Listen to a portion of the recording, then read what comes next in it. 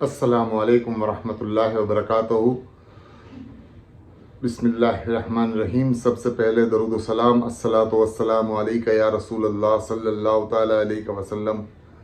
हज 2025 में जाने वाले हाजी काफ़ी सवालात उनके दिमाग में चल रहे हैं कि किस तरह से हम लोग हज के लिए जाएंगे, हमारी फ़्लाइट कहाँ से होगी, हम लोग पहले कहाँ जाएंगे और उसके बाद उन लोगों को कितने दिन कहाँ रहना पड़ेगा। ये पूरी जानकारी मैं अभी आपको इसी वीडियो में देने वाला हूँ, तो आप बने रहिए मेरे साथ और मेरा पूरा वीडियो देखिए। और मेरा चैनल अगर आपने सब्सक्राइब नहीं किया है तो प्लीज़ मेरा चैनल भी सब्सक्राइब कीजिए, लाइक कीजिए, शेयर कीजिए।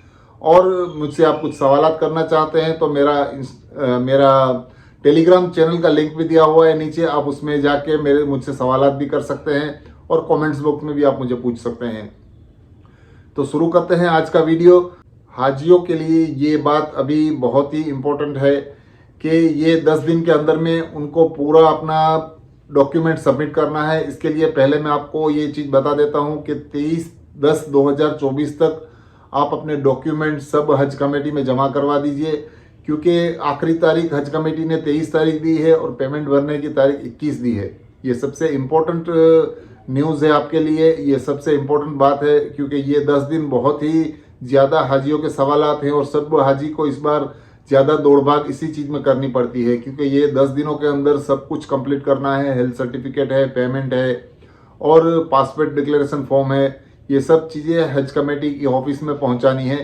तो अगर आपके शहर में ऑफिस है तो आपको प्रॉब्लम नहीं होगा। जो लोग देहात में रहते हैं, छोटे छोटे गाँव में रहते हैं, उनको कुरियर के द्वारा या तो स्पीड पोस्ट से या तो अलग तरह से उनको सबमिट करवाने पड़ेंगे।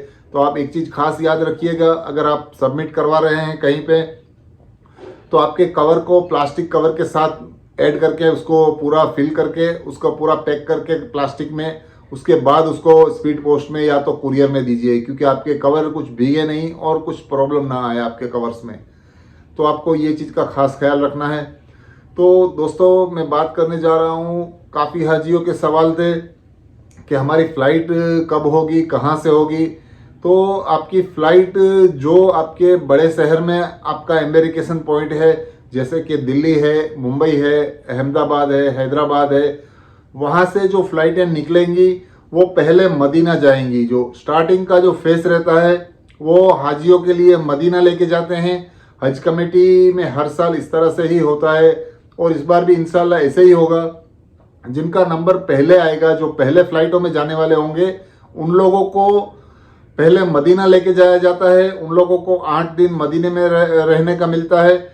8 या 9 दिन मदीने में रहने के बाद वहाँ पे 40 नमाजें आपको पता होगा पढ़नी होती है। वो 40 नमाजें 8 या 9 दिन में होती हैं। रोज़ की 5 नमाजें होती है, इस हिसाब से 8 दिन लगते हैं, यानी 9-10 दिन आपको रखते हैं मदीने में। और उसके बाद आपको मक्का शरीफ ले जाया जाता है।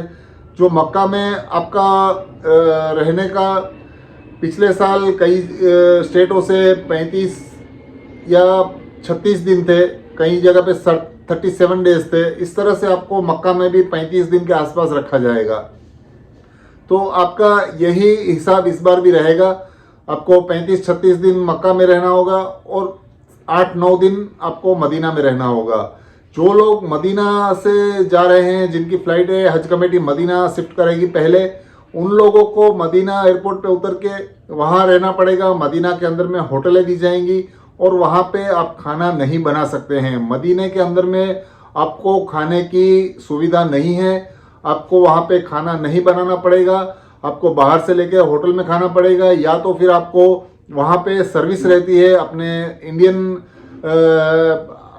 आदमी रहते हैं जो कैंटीन चलाते हैं, वो लोग आपको होटल तक अपना खाना, आप उनसे बातचीत करके रखेंगे तो तीनों टाइम का खाना आपके पास पहुंचा देते हैं। वो अच्छी फैसिलिटी है वहाँ पर मदीने के होटल में।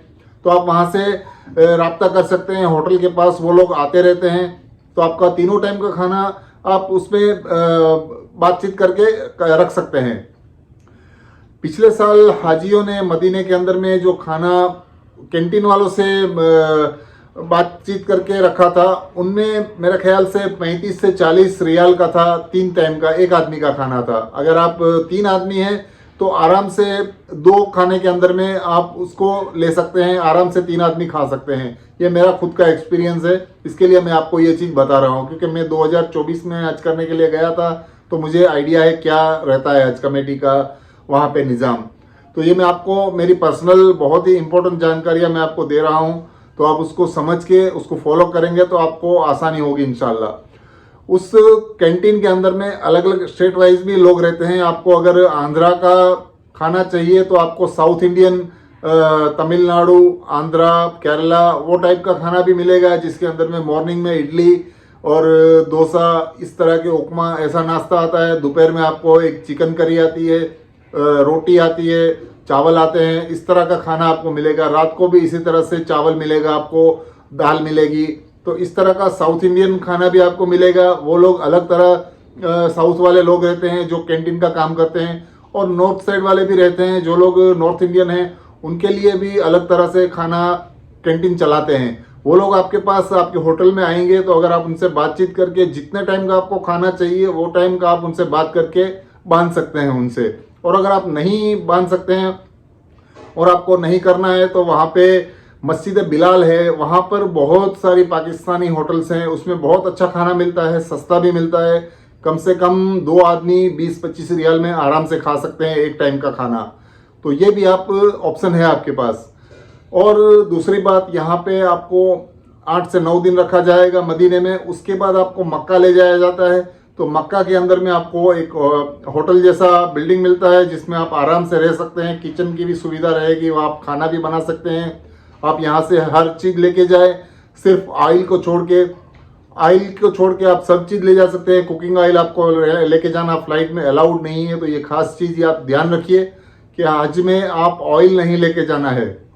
और बाकी सभी चीज़ें आप राइस है, दाल से, मसाले हैं, और भी जो भी चीज़ चाहे आप लेके जा सकते हैं।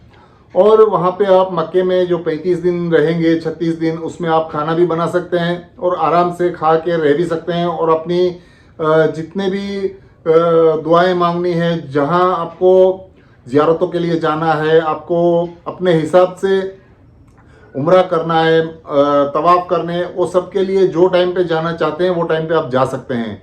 तो ये बहुत ही आराम से और आसानी से हो जाता है हज के अंदर में, हज कमेटी की तरफ से। मक्का शरीफ की बात करें तो मक्के में आपको फैसिलिटी भी काफ़ी अच्छी मिलती है। आपको बस आपके बिल्कुल बिल्डिंग के पास ही बस मिलेगी। आपको वो 24 घंटे रहेगी बस, वो आपको मक्का शरीफ में काबतुल्लाह शरीफ के पास आपको लेके जाएगी। क्योंकि आप अजीजिया में रहते हैं, उसके लिए आपको बस की सर्विस चाहिए, तो वो बस 24 घंटे आपके बिल्डिंग के आसपास ही रहेगी। वहाँ पे आपको बस स्टैंड का नंबर दे दिया जाएगा, वहाँ से आपको बस लेके जाएगी।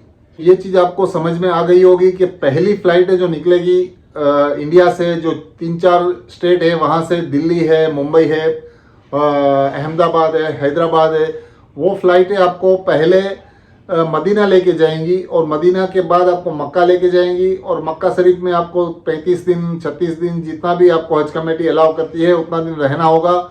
और जो लोग मदीना से फ्लाइट में पहले गए हैं उनको रिटर्न में जिद्दा से आना पड़ेगा। ये चीज़ आप खास याद रखिए, आपको जिद्दा से वापस लेके आएंगे। तो पहले मदीने जाने वाले मदीना शरीफ जाएंगे, 8-9 दिन रुकेंगे, उसके बाद मक्का शरीफ जाएंगे, वहाँ 35 दिन रुकेंगे, हज होगा, उसके बाद उनकी फ़्लाइटें शुरू होगी, वो जिद्दा से होंगी और वो लोग जिद्दा से रिटर्न इंडिया आएंगे। और दूसरी फ़्लाइटें हैं जो जिन लोगों को मक्का ले जाया जाता है पहले, उन लोगों को जिद्दा एयरपोर्ट पे उतरना पड़ता है। जिद्दा से वो लोग बस में बिठा के मक्का शरीफ ले जाते हैं और वहाँ पे पहले 30-35 दिन वहाँ रहना पड़ता है। पहले उन लोगों को मक्का से उनका हज शुरू होता है, वहाँ ले जाके उनको 35-36 जितने भी दिन रखते हैं वो रहते हैं। और उसके बाद लास्ट के जो 7-8 दिन 9 दिन बचते हैं वो मदीना शरीफ लेके जाते हैं। वहाँ बस सर्विस रहती है, आपको आपकी बिल्डिंग के पास ही आपकी बस आ जाती है, वहाँ पे बिल्डिंग के पास में ही आपका सामान वामान सब लोड होता है और वहाँ से आपको मदीना शरीफ लेके जाया जाता है। और इस तरह से आपको मदीना शरीफ रहना पड़ता है 8-9 दिन, और मदीना से ही आपकी फ़्लाइट रिटर्न फ़्लाइट होती है।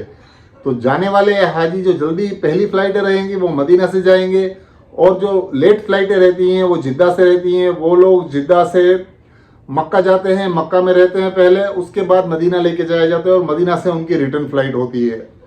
तो यह है निज़ाम पूरा हज कमेटी की तरफ से फ़्लाइटों का और आने जाने का।